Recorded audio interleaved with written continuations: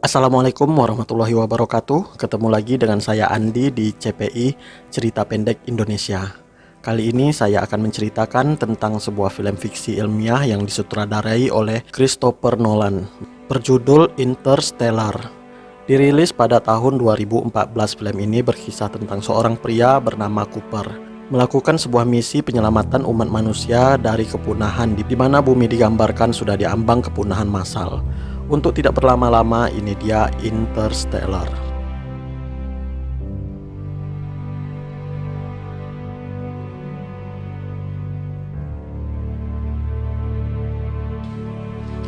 Berlatar belakang pada tahun di mana manusia tidak lagi pamer joget TikTok di sosial media, karena pada tahun ini orang tidak lagi berpikir kepada gaya hidup.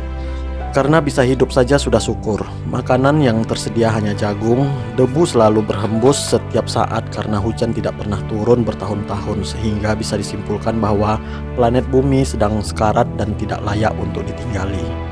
Ini adalah Cooper. Beliau merupakan mantan pilot Amerika Serikat yang sudah pensiun karena insiden kecelakaan pesawat yang dialaminya di masa lalu. Cooper sendiri tinggal bersama ayah mertuanya dan kedua anaknya yang bernama Tom dan Murphy. Pada adegan ini, anaknya mengeluh jika dirinya sering mengalami fenomena yang aneh di kamarnya, di mana beberapa buku sering terjatuh sendiri dari atas rak. Dan Murph menyimpulkan bahwa itu adalah perbuatan hantu. Tetapi karena keluarga mereka sangatlah ilmiah sekali, Cooper pun mengatakan untuk jangan suuzon kepada hantu dan jangan menyimpulkan sesuatu tanpa observasi dan menganalisanya terlebih dahulu. Saat akan mengantarkan Tom dan Murph ke sekolah, tak diduga ternyata ban mobilnya bocor dan berhenti tepat di ladang jagung milik mereka.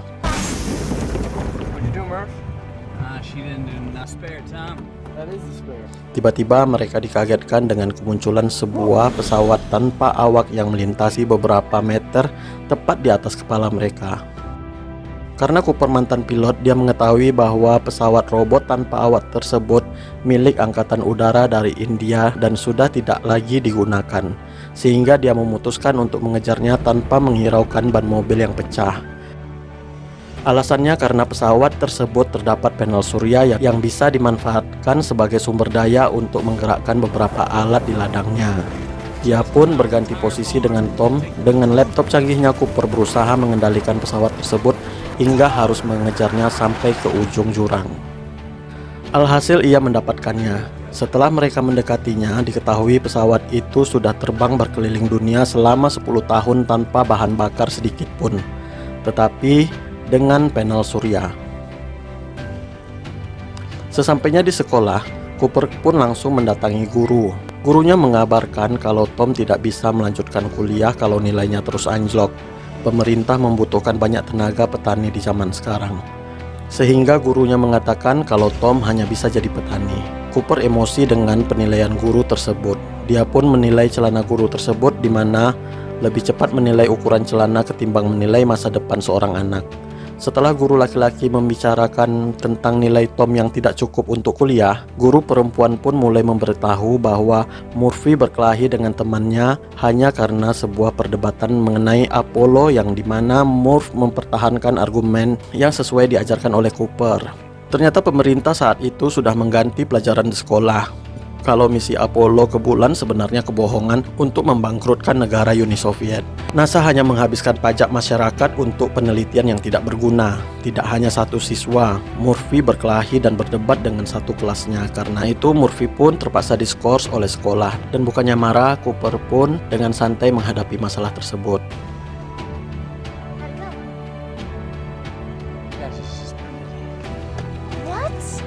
Tak lama, Cooper pun mendapatkan telepon dari ayah mertuanya, di mana terjadi sesuatu yang aneh di kediamannya. Dan saat tiba di rumah, Cooper dikejutkan saat dia melihat beberapa mesin otomatis buatannya bergerak ke satu titik, yaitu rumahnya sendiri. Saat diperiksa, alat itu mengalami kerusakan pada kompasnya, yang menandakan adanya medan magnet kuat baru saja terjadi. Ketika masuk ke kamar Murph, terlihat beberapa buku di rak miliknya sudah tergeletak di bawah. Dan sesuai dengan apa yang dikatakan Murph mengenai hantu tersebut, Murph mengira bahwa itu benar-benar dilakukan oleh hantu yang mencoba untuk berkomunikasi dengan mereka. Tetapi untuk sementara, Cooper menyimpulkan itu hanya sebuah anomali yang tidak biasa. Keesokan harinya, Cooper dan keluarganya pergi melihat pertandingan baseball. Di sana dia mengatakan kepada Tom bahwa Tom akan menjadi seperti dia sekarang, yaitu menjadi petani. Tak diduga jawaban Tom, dia menyukai pekerjaan jadi petani. Sementara Murph tidak ingin jadi petani, dia ingin menjadi Apollo seperti ayahnya. Kedua-dua anaknya menyukai salah satu pekerjaan dari Cooper. Saat sedang pertandingan, tiba-tiba sesuatu yang tidak disangka oleh mereka selama ini, tanah yang memberi mereka makan, naik ke permukaan malah memberi mereka bencana dalam rupa badai pasir yang mengakibatkan pertandingan harus bubar dan mereka semua pun pulang. Namun kembali terjadi hal yang mengejutkan di mana saat mereka di kamar Murph, lagi-lagi mereka melihat anomali aneh tersebut. Debu yang masuk dari luar terjatuh dan membentuk beberapa garis yang nampak seperti sebuah kode untuk dipecahkan. Entah apa penyebabnya, namun Cooper semalaman duduk di lantai kamar untuk dapat memecahkan kode tersebut. Ayah mertuanya yang melihat tingkah Cooper mengira Cooper sudah mengikuti sekte tertentu untuk menyembah debu di kamarnya Murph. Lalu dia pun berpesan agar debunya segera dibersihkan kalau sudah selesai ibadah.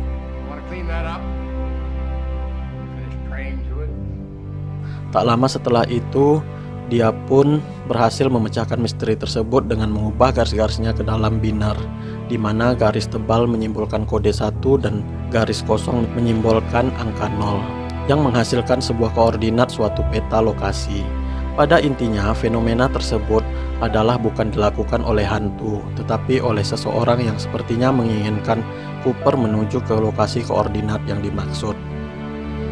Saat Cooper berangkat, Murph ingin ikut. Cooper pun melarang Murph untuk ikut karena dia tidak tahu lokasi tersebut berbahaya atau tidak.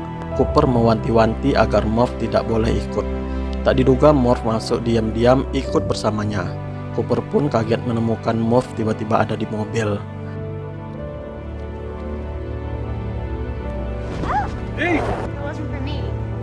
Murph mengatakan ayahnya nggak akan mendapatkan koordinat itu tanpa kamarnya. Sesampainya di sana, tak diduga itu adalah sebuah fasilitas rahasia yaitu NASA. Di situ Cooper bertemu dengan seekor robot yang bernama TARS. Robot ini memiliki kecerdasan buatan atau AI sehingga dia bisa berpikir sendiri layaknya manusia pada umumnya. Robot ini menginterogasi Cooper dari mana dia mendapatkan koordinat peta menuju fasilitas rahasia ini. Cooper tidak pedulikan pertanyaan TARS. Yang dia pedulikan adalah Murph anaknya. Dia pun mengancam TARS jika tidak mengembalikan anaknya, maka TARS akan dijadikan mesin penyedot debu di rumahnya. Tak lama kemudian masuklah seorang wanita yang mengaku dirinya bernama Dr. Brad. Cooper nggak percaya karena setahunya Dr. Brad pria tua yang sudah berbau tanah. Untung saja wanita itu tidak tersinggung karena setelah masuk ke ruangan rapat yang diisi oleh beberapa profesor, Cooper baru sadar bahwa perempuan itu adalah anak dari Profesor Brand. Dia bernama Amelia Brand, merupakan salah satu astronot di fasilitas tersebut dan Profesor Brand sangat mengenal Cooper. Namun semuanya heran kenapa Cooper bisa sampai ke fasilitas yang paling rahasia seantero dunia. NASA saat itu dirahasiakan karena masyarakat tidak ingin pajak yang mereka bayar digunakan untuk penelitian yang tidak berguna, seperti yang kemarin dikatakan oleh gurunya Murph. Cooper pun menjelaskan bagaimana dia bisa menemukan koordinat menuju ke lokasi ini. Tetapi semua penjelasan Cooper tidak masuk di akal oleh mereka. Cooper pun dibawa melihat proyek terbesar NASA. NASA sedang membangun pesawat untuk mengirim manusia ke planet lain, karena planet bumi diperkirakan tidak lagi layak untuk dihuni.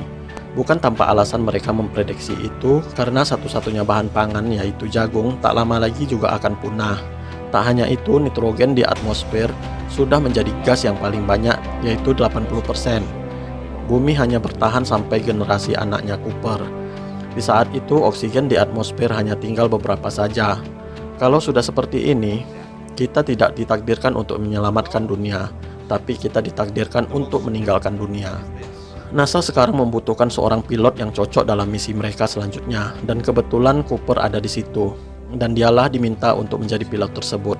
Tentu saja Cooper menolak, namun profesor mendesak dan Cooper bisa saja orang yang memang ditakdirkan karena kedatangannya ke sini yang tanpa diundang. Cooper pun bertanya siapa yang mengundangnya ke sini. Profesor pun hanya diam. Cooper pun menjelaskan kalau dia tidak bisa menjadi astronot lagi karena dia punya anak yang tidak mungkin dia tinggalkan. Profesor dengan santai mengatakan, ini demi masa depan anak-anakmu. Mereka menjelaskan kalau 50 tahun yang lalu ada anomali aneh terjadi, yaitu kemunculan lubang cacing di dekat planet Saturnus, di mana itu bukan fenomena alami, itu seperti dibuat oleh manusia. Lubang cacing itu nantinya akan menjadi pintu gerbang mereka menuju ke galaksi zona layak huni. Dan 10 tahun yang lalu, mereka sudah mengirimkan 12 astronot untuk dikirim menuju 12 planet yang diperkirakan layak huni. Para astronot ini memiliki misi untuk meneliti planet-planet tersebut, mengirim data ke bumi dan menunggu di sana untuk dijemput. Dan sampai sekarang, lubang cacing itu masih ada di dekat planet Saturnus. Cooper pun bertanya, apa yang kita lakukan setelah kita menemukan rumah baru? Profesor menjawab ada 2 rencana. Yang pertama, mengirim seluruh umat manusia ke rumah baru mereka dengan menggunakan pesawat raksasa diberi nama Lazarus yang sebenarnya masih dalam tahap pembuatan dan terbentur di rumus gravitasi yang belum terpecahkan oleh profesor, sehingga misi ini diberi nama misi Lazarus. Kedua, membawa benih manusia itu sendiri yang berupa sel telur, di mana jika rencana pertama tidak berhasil, maka masih bisa mengembangkan manusia baru dengan sebuah alat yang sudah disediakan. Dan yang menjadi masalah untuk Cooper adalah jika rencana pertama tidak berhasil, bagaimana dengan orang-orang di bumi termasuk anaknya yang mana karena anaknya lah alasannya dia mau menjadi astronot kembali. Karena itulah kata profesor kalau rencana pertama lebih menyenangkan. Dan sebagai jaminannya sang profesor berjanji ketika kembali ke bumi pesawat raksasa tersebut akan sudah selesai saat itu juga. Saat tiba di rumah, Morph langsung menuju kamar dan menguncinya. Dia tidak ingin ayahnya berangkat. Dia menyuruh ayahnya untuk pergi, jangan pamit kepadanya. Ayahnya mencoba masuk ke kamar Morph untuk membujuknya agar tegar bahwa misinya untuk menyelamatkan manusia.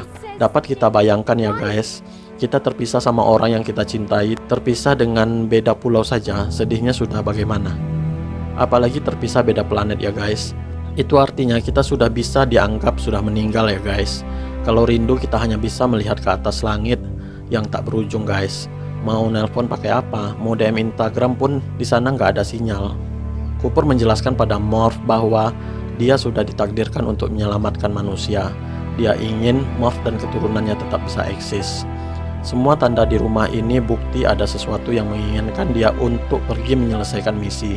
Morph pun menjelaskan pada ayahnya kalau dia berhasil memecahkan kode dari kamar tersebut, bahwasanya kode itu adalah kode Morse, yang mana kode itu mengisyaratkan ayahnya untuk stay, atau dalam bahasa Indonesianya tinggallah. Ayahnya pun berjanji akan kembali. Kapan itu? Saat nanti usia Morph sama dengan usia ayahnya karena dilatasi waktu yang disebabkan gravitasi lubang hitam. Dia pun memberikan jam tangan kepada Morph dan mencocokkan jamnya dengan jam Morph agar ketika dia kembali dia melihat waktu yang berbeda satu sama lain. Morph tidak bisa diakal-akali seperti itu. Dia paham maksud ayahnya bahwa ayahnya nggak tahu kapan dia akan kembali. Dia pun marah dan menghempas jam tangan pemberian ayahnya tersebut dan menutup wajahnya dengan selimut. Ayahnya ingin kepergiannya dapat restu dari Morph. Ayahnya pun pergi tanpa dapatkan salam perpisahan dari anaknya Morph. 6,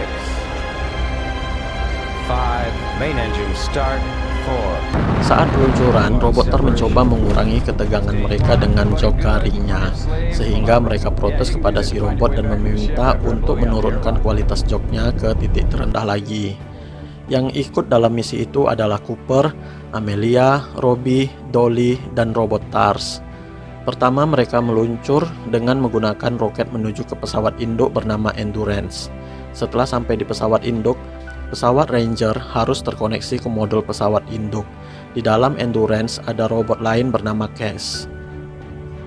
Setelah pesawat mengaktifkan gravitasi buatan, mereka pun melakukan hypersleep pause atau tidur panjang. Kegunaan tidur panjang ini untuk menghemat cadangan makanan mereka karena waktu yang mereka tempuh bertahun-tahun. Selain itu, agar mereka tidak menuas selama perjalanan yang lama. Sebelum masuk ke pos hypersleep, Cooper pun memvideokan dirinya untuk dikirim ke keluarganya. Karena pesawat induk masih berada di atmosfer bumi dan terpengaruh dengan gravitasi bumi yang kuat, jadi perjalanan mereka harus singgah ke Mars terlebih dahulu, yang mana Mars memiliki gravitasi rendah sehingga bisa meluncurkan pesawat induk dengan kecepatan tinggi menuju ke Saturnus.